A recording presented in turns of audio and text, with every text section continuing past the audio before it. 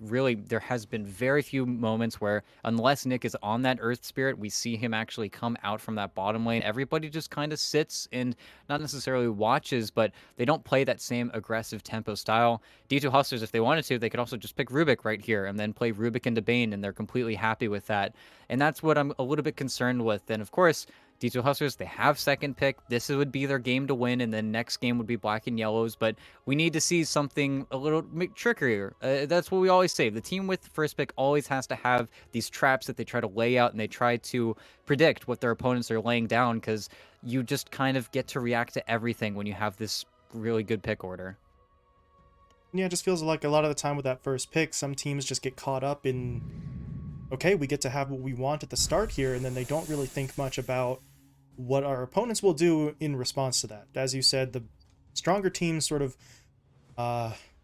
lay that trap. Don't make it easy. Make it so that your response to their first pick then sets up your own draft to sort of collapse onto it. But maybe that still comes for Black and Yellow. We do still have plenty of time for them to try and pull this one around, but Shadow Shaman being picked up from Hustlers is certainly going to make life more difficult there as they get a little bit more, really everything. Damage, lockdown, pushing power, it all comes into play with that Shaman pickup.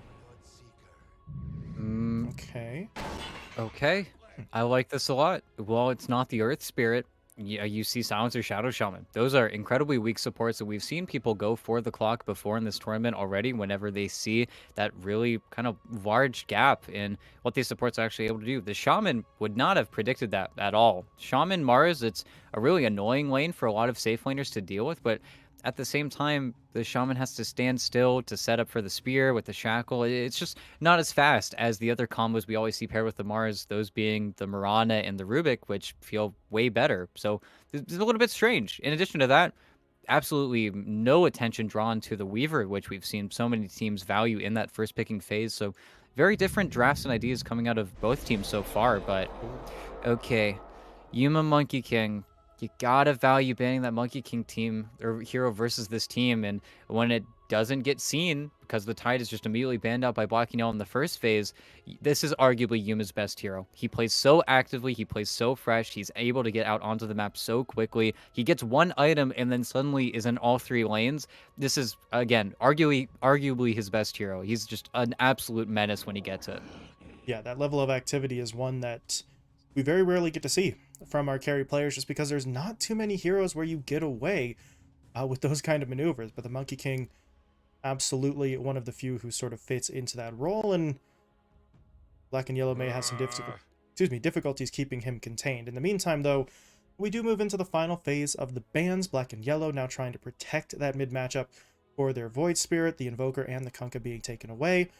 Over on the Hustler side, and they're just looking for carries here. That position 1 Bloodseeker is just straight up not really a thing anymore, so the Ursa taken away here early on, and they already banned out the PL and the Dusa. Do you think that they're concerned about something along the lines of a TB pick for Black and Yellow to maybe try and take it later? If they do go for that, then it really is playing towards that incredibly late timing where he has to do everything for you. The only issue with this Bloodseeker is that although he's got really good wave clear, that's about it. He's got the control from Rupture and he's got Wave Clear coming in from the Blood Right, but aside from that, you don't really have anyone to take out in front. I think that's why they're banning the slightly tankier carries right now, because if you can be kind of that catch-all, then suddenly this game looks way more difficult for you to actually play. Otherwise, the bans have been on the money. The Morphling, the PL, everything has just been what Yamsun has played and what would play fantastically versus this Monkey King. They could go for something like the Gyrocopter, just immediately turn it around, try to be that more tempo-oriented lineup. Luna is also a very realistic hero for them to go for. And I do like the Luna a lot versus the Shaman just because you do have that safety net, but okay. This is the hero that they won versus Thunder Predator, so I guess we're going to see it play out here. Unfortunately, in that game, not only were they playing versus Monkey King, but the main part is they were playing versus a Legion Commander. They were going for the save on that just immediate burst, and I guess there is still going to be that element of save coming out whenever the Mars goes for that spear play, but you're also playing Lifestealer versus Natural Silences. You're playing versus Silencer, so I can only imagine that Yamsun's going to be a little bit more unhappy with the way things are going to go in this game. Not to mention, Lifestealer just cannot survive in that Monkey King ring. If the Mm-hmm. Yuma gets a huge start, that's a matchup that you never really win. Ooh. Okay. It's going to be Eskmars? Yep. Yep, Eskmars. Okay. I mean, this is what the South American teams do. They first phase the Mars, and if they like it enough, they just send it mid, especially when it's a melee matchup. But this is a really easy Beastmaster game, and they're even swapping it up. It looks like Jubei is actually going to be the one on that clockwork just to try and allow him to get aggressive onto Flea. At the same time, though, now you're playing Clock versus Mars. You're just going to get speared away every single time you go for those aggressive moves onto the Shadow Shaman. And D2 Hustlers really got him in a tough position now. Yeah, it's just, I don't know. I mean, the Lifestealer feels like the pick that they were looking at is just we need somebody who's not going to immediately get blown up. But now, as you said, when the rage wears off, if you're still inside the Wukong's command, you're going to get punished. If you're up against the Beastmaster, then your rage really isn't even going to matter. And you still have to deal with the Silencer in every single potential fight here. So, I mean, we've seen Yamsun pull out some incredible stuff in the past. It just feels like so much is stacked against him right now. Yeah, and unfortunately as well, because of this kind of awkward laning and hero setup, Nick is on the Bane. So everything is really going to be coming from Jubei, and I just feel like Black and Yellow somehow always find themselves in these positions where they have worse team fight than their opponents, and they have to play this split push style of Dota that doesn't really work versus a lot of these teams. And of course, there can be fantastic individual performances. There can be that setup coming from their players, especially Yamson. Last time we saw him on the Snakes, he just did a fantastic job. But I'm just worried about the Void Spirit and the Bloodseeker. I feel like getting 0 on this Bloodseeker for what feels like almost no reason is just kind of a hard pill to swallow. I feel like seeing him on, honestly, the Mars has been the most comfy I've seen him play in the entire tournament, or his Viper. But at the same time, you have to ban the Viper because you're playing versus monsters. So it just feels like a difficult position that they now have to play in.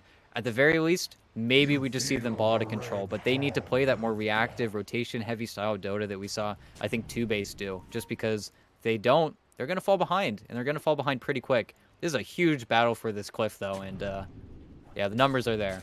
Okay. Able to take that down. Sammy's going to Probably get a going to little bit kill of it. extra money. Yeah, Should should probably they? kill it. Yeah. Yep. Yeah, don't want to leave that up there and give over any free gold going the other way. But that's a nice maneuver to start us off. And, well, I don't know. As you said, it's a little weird seeing 0 on the Bloodseeker in this scenario, but well, maybe they can make this play, right? With the Bane at the 4, you can try the Nightmare into the Bloodrite and see where that gets you. That's not going to really be a whole lot of damage until that Bloodrite is scaled up significantly, but it's a play that they can attempt to make, and if it works, then they're going to be feeling quite a lot more comfortable about that lane. But as you said, it just kind of feels like 0's on this hero for no particular reason. There's no rupture play that directly counters out something D2 Hustlers were trying to do, so it's a bit of a funky one, but who knows? If they win the game, then that's all really going to be sort of forgotten about in the long run. Oh, and I mean, I can tell you the reason. The reason they go for it is because they're trying to cover that Void Spirit a little bit. Because again, they didn't have enough bans to really get rid of every single situation, and I think that's why they end up putting Esk on the Mars. Is I mean, we saw there were 7 mid bans in that final draft. Esk just got absolutely nothing, but I think that's also where they still aren't upset. And 0 is now a little bit upset because his hero choice was really just used to cover the Void Spirit pick even further. Yeah, those are some weird DCs. Got Divine Llama out. A couple of black and yellow players just DC'd. Little Nick was able to get back in almost immediately, but a little bit of instability maybe on the server side, or 3 players all had internet issues at the same time. You can't necessarily rule that out. Stranger things have happened, but everyone is back in, so we get the go-ahead from the black and yellow side, waiting on the all-clear from D2 Hustlers, and then get this one going. D2 Hustlers, though, not quite responding just yet, so Divine Llama may still be having some issues. He needs a little bit of extra time, and that does make a little more sense on the Hustler side. They've got some players connecting from a little bit further away compared to their opponents. Yeah, and we'll have to see, because of course everything is going to come down to play. My only problem with Black and Yellow and a lot of their drafts in the past is just that is what it always comes down to. It always comes down to play. They really play in the style where they're never extremely good at one thing. They always try to be kind of good at a bunch of different things. It just feels like when we kind of get down to brass tacks, a lot of these teams that just end up picking lineups that don't have all too many flaws just end up succeeding a little bit more than you. But it's where I'm definitely ready for black and yellow to prove me wrong here. Yeah, absolutely. And now would be the time as well, right? On that sort of playoff stage. So we'll see what they can do. The thing is, though, yeah, we always talk about them reacting to their opponent's drafts or needing to execute a game plan better than their opponent, which you always need to do. You always need to execute better. But black and yellow never seem to be in a position of strength coming directly into the game. And this scenario, I think, is very much sort of the epitome of that style. They are going to have to put in seemingly more effort than their opponents will in terms of actual ease of execution. Yeah, and well, I have no idea why we're still paused except for Divide Yeah. maybe lagging just a little bit here, but that's where it really does feel like the name of the tournament has just been get team fight, get heroes that do things, and then suddenly the game looks a little bit easier for you. But that's also where seeing those teams collide is when it really gets interesting. But I mean, Sammy was trying to forfeit these guys with 19 minutes remaining on the FF, so he is raring to go.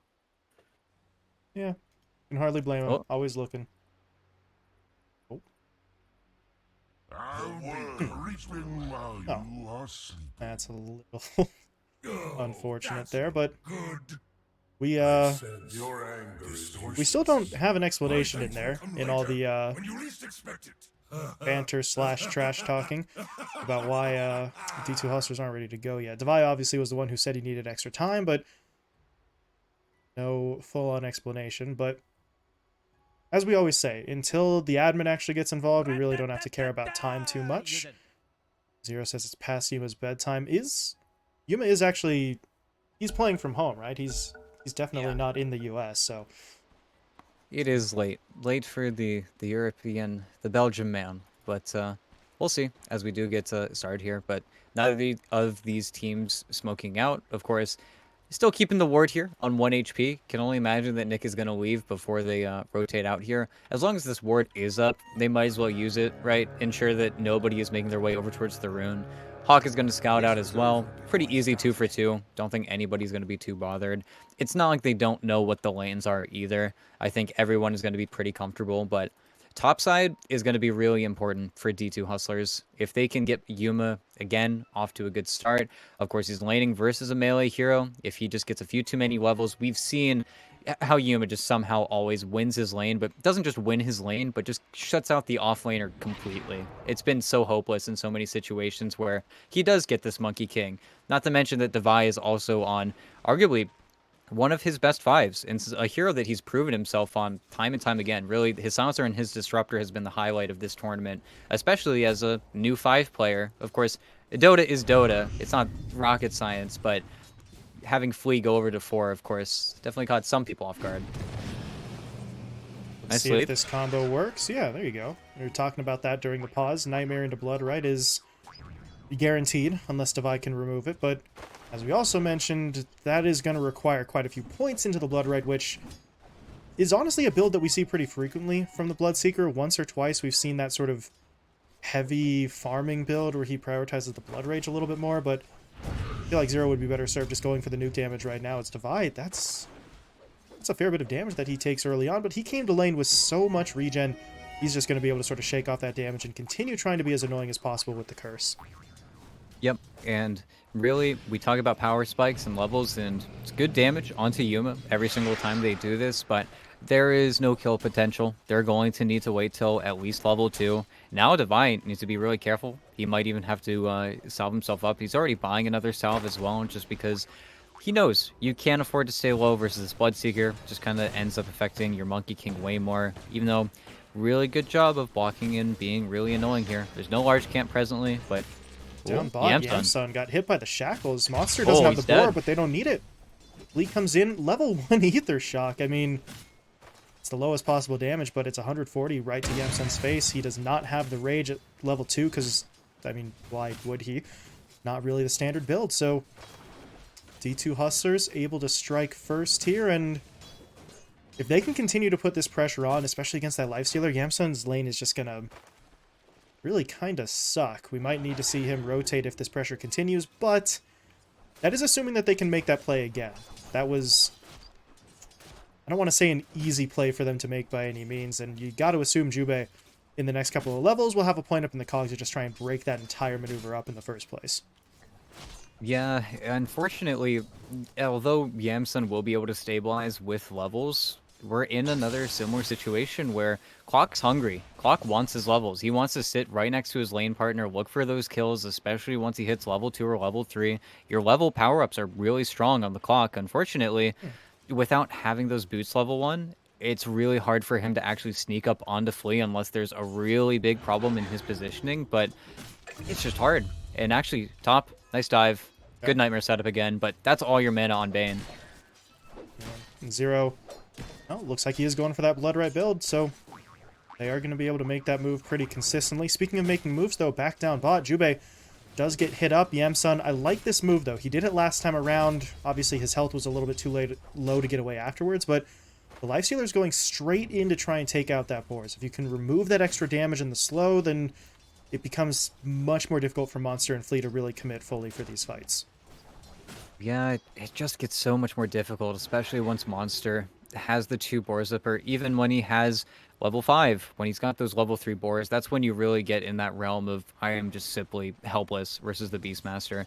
I like that Jubei is finally leaving now, though, just trying to get his presence known, trying to take some of these runes away as well, and with this split, Eska's going to be left a little bit sad, but at the same time, doesn't really matter because he's the one harassing in this lane. He's the one who has that more efficient spell in the Rebuke that just doesn't ignore, but usually just immediately eats through that Resonant Pulse.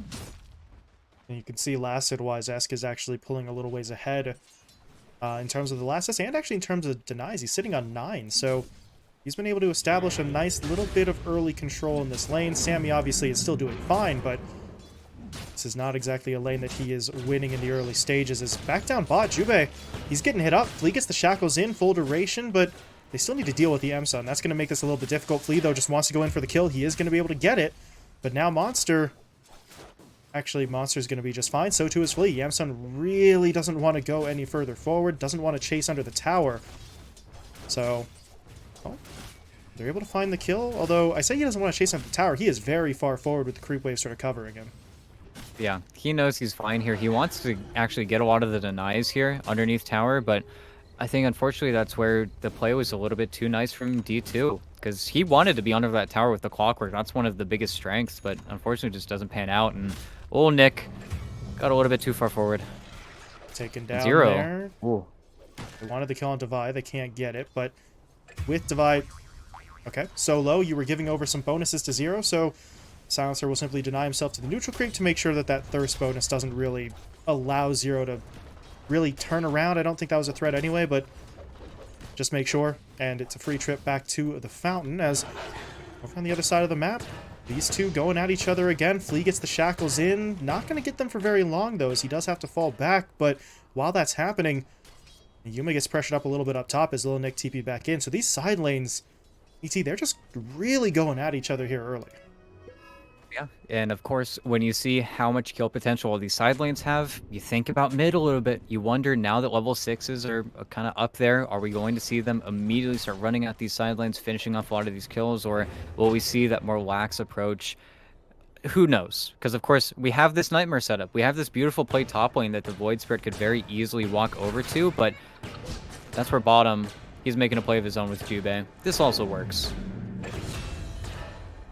He got close to the Ancients there, but the aggro doesn't quite get pulled in time, so Flea will fall, and now Monster's got to be very much aware of the fact there's about 2 or 3 heroes around him, and he does not have a lot of mana on this Beastmaster, but Sammy doesn't want to go all the way in for another attempt, used a lot of his mana and spells to sort of get that first kill, so he'll make his way back mid, take it back over from the Bane, who was able to get a little bit of experience, hit level 4 there, so trying to maximize that efficiency, but now look at Flea. He's just going to walk in. They got the spear stunned down. The Shackles can wait for quite some time at... What? Shackles got canceled. Sammy is going to be able to walk away. Flea... I mean, I'm pretty sure he canceled those himself. I'm not sure he needed to, and They might have missed out on an opportunity there. Yeah, it's a little bit awkward though. I think Esk would have maybe had to place the arena just to try and get that really clutch damage coming in. But again, if you use that arena, then you're done making plays for a while. And Devi, oh, the sounds came through on the last word, but oh, Nightmare. Oh, okay.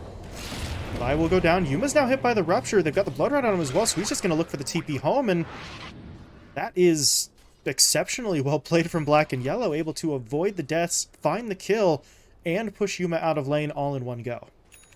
yeah, that's really well played. Not just that, of course, when you come back to this lane, you don't have TP if we do see Yuma walk all the way back here. So not only that, the next rupture is going to be incredibly key, but you also have a guaranteed play from your Void Spirit. And, well, Flea, oh, he's got Sentry. Drop it down. They get the Cog Trap in. They're trying to cut Flea free, but it's not going to be enough. But, oh, Sammy. That's a bit of an awkward one. He astral steps in front of the Cogs. The spear then pins him to it, but I don't know if they have the damage for this. The curse is not going to connect. The last word's dodge. That arena is optimistic, to put it politely. Distortions. And now he misses a timing. Now there's no arena, so there's not going to be any sort of rotation out of mid for a while. Yeah, and this just goes to accentuate that Zero's game gets more and more safe as these plays kind of end up whiffing. In addition to that, you're getting a lot of good levels. Of course, Nick has been sapping a lot away from Zero, but oh, Zero, you are very far up though. But yeah, that's all an right. issue. Trying to get himself out. The Jingu's doing a lot of extra damage. Devi comes in with the last word, so Zero, I think he's just dead here. DOT is enough. And all right, Devi's able to get a little bit of revenge there. Nice rotation from Hustlers, bringing both of the supports up, and that is going to maybe stabilize that top lane a little bit, get Yuma some more time to farm, but elsewhere on the map, Jubei getting eyes on the stacked camp here that Esk is trying to put together for himself. Obviously, the Clockwork can't do a whole lot about that at the moment, but they do have the vision down. They could look to make a move later, but right now, it's Esk and Fleet who are going to try and make the move. They've got the smoke, they've got the clarity going, so Esk actually has mana. Still needs to wait about 15 seconds, though, for that arena. Without that, this is going to be a much harder play for them to make, but they're at least getting into position right now. And this is really smart. I don't think they Jubei. know about Jubei. Okay, even smarter from him. But they know that the Lifestealer wants to head out of this bottom lane as soon as that Helm of the Downer is there. But oh, they got him. Well, they get the Hex down into the Shackles. Nice play from Jubei to step in front. It's just not going to be enough to matter. Monster comes in with the Roar, so for a moment it looked like maybe you could get Yamsun some sort of window to get away. Not going to happen. Both heroes die, and D2 Hustlers, this is just beyond the perfect play that they wanted. They put pressure on the tower and get the Lifestealer. They will lose Devi Lama mid, but no offense to Devi Lama, but I don't really think they care too much about that, as Esk wants the kill. He's got a DD rune, so he's able to take down Lil Nick, and that's going to make that trade even more favorable. That's 3 for 1 with a tower being claimed, while their mid-tier 1 is defended.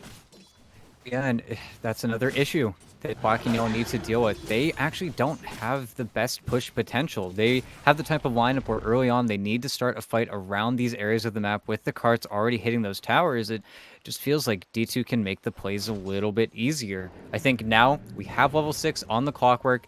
We're still looking for a level 6 on the Bane, but those are our guaranteed playmakers. We need to go, and we need to go pretty soon here because, of course, Devi is about to get level 6 himself. Yuma's jungling for him here. So now, you take one of those playmakers and cut him in half. And Sammy... Spear onto Sammy. Monster doesn't have the Roar, though. If he did, that is a straight kill, but a dangerous situation because your Void Spirit now has to back off. You see the supports stepping up to try and create some sort of wall, but now Flea gets in, drops down those wards. Jubei tried to hook, but he hooked onto that Dom-helmed creep.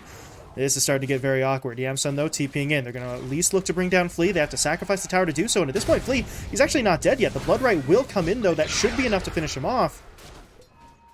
But that's a scrambling play for Black and Yellow, and at the end of the day, they get a kill onto the Shadow Shaman, and realistically speaking, that's it. They lose a tower. Yamsun, okay, he can get some of those, but do they have it? Yes, they do. The Roar comes in. Even the Global, just making sure that there was no way out for Yamsun. And if you're Black and Yellow, the time has come. 12 minutes in is very early, but you need to take a step back here. They cannot afford to keep hemorrhaging kills and objectives like this, and either group up and take a fight, or at a certain point, maybe just back away entirely, because this sort of piecemeal strategy is only hand-delivering opportunities to their opponents. At the very least, you got global. You didn't have to use True. grip. It wasn't the immediate trade, so Nick is actually able to play Bane in this game. Unfortunately, he is going to get his smoke popped, I believe, over by the silencer, but that's weird because the silencer still has his smoke. So, Hmm. cool game. Very cool. But at the same time, you got to look for something. You need to also make this play in an area that I don't think Monster can get to. This Beastmaster really is just a killer, and Uh-oh. well, Sammy, he doesn't have a purge. Password into Spear, stun, into the Rebuke. Someone's Get got to it? save him. Nightmare's there. And if that Boundless hits, they do get the kill, but Sammy's able to get away, looking for the TP home. Ask, can he hit him with the Spear, though? Yes, he can. Sammy thought he was safe, and to be honest, maybe he could have just kept walking, but he thought that he had that line of sight blocked. Ask is able to get the kill. Junpei, though, in with the hook shot. They're going to try to set up with the Fiend's Grip, but there's going to be that Wukong's command. Yuma wants to jump in, dishing out a lot of damage. They still haven't finished off Esk. They'll get him, though, with the damage coming in from the Lifestealer ult, but now he's just got to back himself away. Yamsun's not going to be able to escape. He's hit by the Boundless Strike. The Roar now comes in as well. Good Nightmare. Going to be immediately removed, though, and yeah, Yamsun will still fall. Now Zero looking for a TP home. He should get out, but Little Nick may not be quite as fortunate. Primal Spring's going to get Yuma forward, but he sees that TP the second he drops down, and he doesn't actually want to chase any further for just the Little Nick kill, but still a solid fight for the D2 Hustler side. If you're black and yellow, at least you were able to find one kill there on to Ask, but it just feels like so many of these plays are either just going directly against them, or it's a trade that's very expensive. Maybe you get Divide here, but this is Boundless. turning. Ask has the arena. He needs to throw it down now, though, before he's silenced, but the Nightmare actually prevents him from doing so. But Sammy, this isn't even worth it if you get it. He's going to be taken down. Yeah, he trades himself out for Divide. And at this point, I think they're just kind of fortunate that half the lineup from Hustlers are just down in the bottom lane looking for the tower, because if Monster and Flea were here, I think you would have lost a little bit more, but Sammy, I think, just trying to do a little bit too much there. He's tunnel visioned in for that kill onto the silencer and doesn't realize his own backup isn't actually close enough to back him up. Yeah, I'm just concerned now. Global is going to be coming back up. You're going to get your silencer back here, and I can only imagine they're going to fight over that top tower with Arena still available as well. But it's Yuma time. He got his Echo Saber. He starts running around the map 13 minutes into the game, and you just have another hero everywhere. They'd love to start on him here, and they will with the Rupture and the Silence, but who's in the trees? Ooh, Jubei needed that hook to connect. He's still trying to get in. The Global, though, will be deployed. Flea now comes in, dropping down the shackles as well, keeping Lil Nick out of the fight. Yuma's still alive. Now S comes in, drops the arena. The Spear Stun connecting onto Zero, dropping that Bloodseeker incredibly low. Can he somehow get himself away? No, he can't. Roar deployed, and they will clean up. 0 casualties, 3 kills. Tier 1 tower still standing. Black and yellow, I mean, that's exactly the kind of play that you want them to attempt, right? It's just the execution does not work, and now Sammy's getting kind of eyed up mid. Yuma, he really can't get this kill, but Sammy actually might want to take the fight. No. Yuma. Oh, no. Oh, one He's more afraid. hit. He's afraid of the spells. Okay. Well, Kills the courier, but that was tightrope walk from both sides, but Esk is actually still pushing in. Spear will miss, but the Rebuke is still there. He needs a little bit more damage. Can the Monkey get into position? Yes, he can. Primal Spring gets him in, but gets him into the Fiend's Grip. Little Nick setting up the kill. Okay. This trade's not looking too bad now, and Yamsun's actually coming in, so Esk is all of a sudden in need of backup, and there's really no one coming. He's going to look to TP out. Jubei cancels it immediately, and Esk should be falling here as Yamsun gets the kill. So what was a very awkward dance initially under the tower turns into a 2-for-1 trade for Black and Yellow, and it might be even more here as Divide just sort of gets caught in no man's land underneath his own tier 1, but yeah, he's not going to be able to TP out. Nightmare will cancel it. He will fall in Black and Yellow. Well, responding almost perfectly after sort of losing the last couple of engagements. yeah, but look at the monster. Zero's got to be so careful here. He wants it. Can he get it? Tumbler's Toy pushes him forward. Zero trying to make his escape. Roar's up in 3, though, and Zero, he's just getting slowed up constantly. I don't think he's going to be able to make it out. The Roar is going to be thrown down once again, and now Lil Nick, you are next up on the chopping block, and I don't think he can get out either. Flea even blinking forward to get the Hex down, and, well, 1 step forward, 2 steps back. They take a nice fight there mid, and then they immediately give up 2 to Monster. Yeah, and it's really fortunate, to be honest, that they were actually able to connect there, and it is very nicely timed with the observer ward they place that really is the entire reason they have all that confidence to make those plays, but then you don't get the mid tower. Why? Because Monster isn't mid. He's the one pushing in top with Flea, getting that creep pressure on top of you, and Yamsun can't stick around with his allies, and there are just so many instances where, unfortunately, even though Black and Yellow are finding some of these messy trades, they're still just messy trades. They're not really able to get any of the control that these kills should lead to them. Even Yamsun, he's had to make this incredibly long trek all the way towards that top tower just to kill off a 200 HP building. It doesn't really feel the greatest, as well as now that there's a blink on Flea, anyone who shows up is either going to need the Bane or the Clockwork behind him, or they are going to just die instantly with no chance of actually getting saved here. And with the glyph that they got forced out of top, this bottom tower is forfeit. And unfortunately, oh, Yuma. Grip. Yuma. Nice. Grip. Global cancels it, though. Fleet comes in for the shackles. That Blood Right, though, was very well placed, silencing up multiple heroes, but here comes Esk in with the arena, into the spear stun, into the roar, locking down all the cores. Wukong's command is going to come out now as well. Yamsun just has to use his rage to run away, but that means that your Void Spirit is just stuck in the middle of the fight. Jubei hooks in. Can he get the kill into Yuma? No, he can't. The Monkey King able to survive on about 150 HP as he falls back.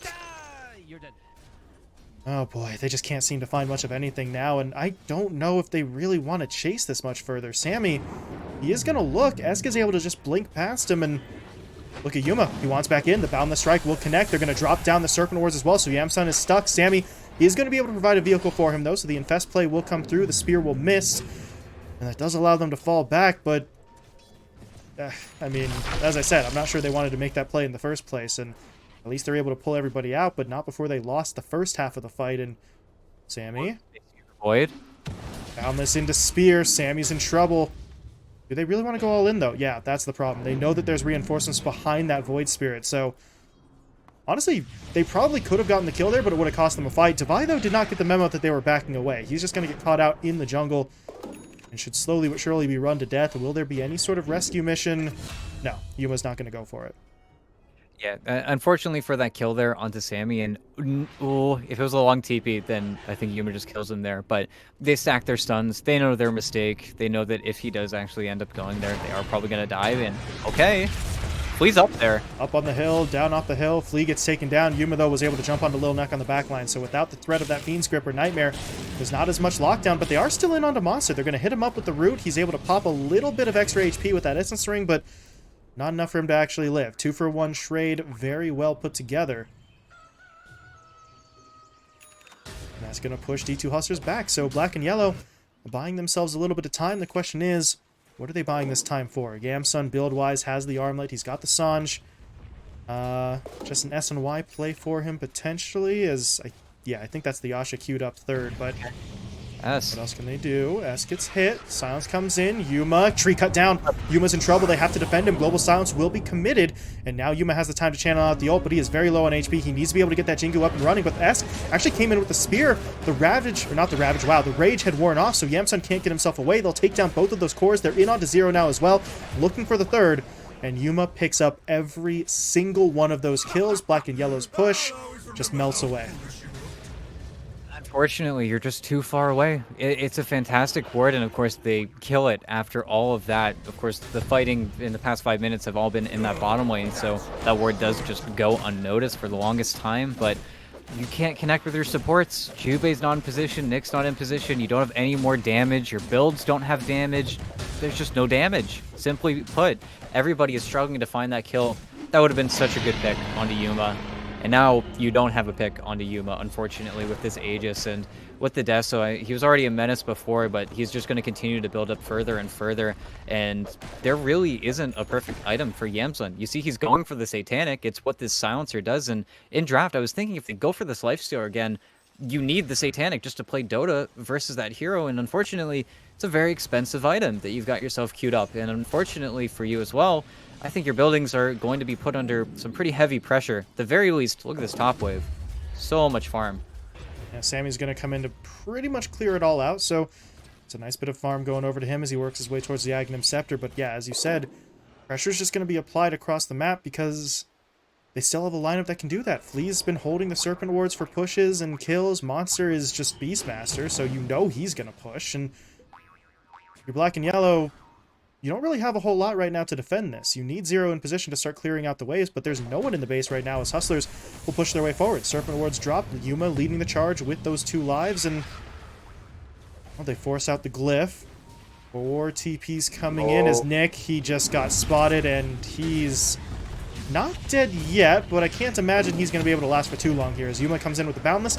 Esk, meanwhile, drops down the arena, so Zero is actually trapped up. There's no spears, he already used it, but all they needed was the trap. Zero gets locked down, the racks are now under attack, and black and yellow don't really have a whole lot of options right now. They have to watch their racks die, and there is zero room, really, for a counter as Jubei, he's not even that far forward. Flea just jumps in onto him with both the Blink and the Force Staff. Nice Ghost Scepter coming out, but it's not going to be enough. He will still fall. Zero now buying back as black and yellow starting to feel the pressure, but they also know that they've got Yamsun back in the fight. They'll look to push forward, but they've already lost the enemy. Yamsun now hit up by that roar into the global.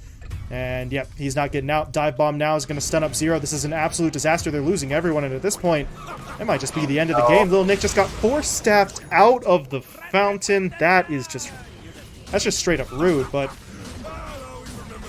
there's the threat. They wiped out everybody. A buyback from really everyone who still has it, but their tier 4s are under attack. This is a desperation move if I've ever seen one, and I don't know if they have the miracle, but they're going to try. There's going to be the hook shot in. They get the Infest Bomb out. Esk is going to get dropped low and taken down, but the Ancient is under attack, and they can't stop the attack. That's just a repeat. It's a repeat of their previous series. I mean, of course, Black and Yellow GG'd out because they knew what was coming, but that was just so clean from D2 Hustlers. They just did absolutely everything they wanted there. And unfortunately, Black and Yellow, and you saw in that fight, you can only rupture one target. If you're rupturing Esk, then suddenly Yuma gets to run free. If you're rupturing Yuma, then Esk gets to find that initiation on you. Just feels like they weren't able to play the lineup that they got. At the same time as well, just the same style of Dota coming out from them, where first item Boots of Travel on the Void Spirit, you're getting these greedy item buildups, you're getting an Atos over on Zero. I think Zero really just not having a place in this game is where everything just kind of falls apart a little bit. And at the same time, this is the game you lose. It's second pick. You got last pick Beastmastered. You had absolutely no way to deal with it. Sure, that's that. But at the same time, I feel like even the slim chances that they could have had to try and win this game, to try and play for the victory, it just feels like they're still not grabbing at them. It feels like they're in this farm mindset where we need 7,000 gold on our cores before we're actually able to make any plays, where the most beautiful example of the other side of that is Yuma, who has 4,000 gold, 4,000 net worth, and he is running around the map doing absolutely everything, setting up for everyone on his team all the time. It just feels like it's this two varying styles of Dota that just end up not being able to work for Black and Yellow. D2 Hustlers, it almost feels like the perfect counter where everyone is active, everyone's doing everything, and Black and Yellow are trying to do things as soon as they get forced into that corner, but are never making those decisions before they're too far behind. They aren't starting with 2,000 net worth, down. They're not starting at a deficit. A lot of the times, out of draft, win probability gives it to them. But at the same time, they're still struggling to make a lot of the plays that they're actually able to get because of their lane victories. Mm-hmm.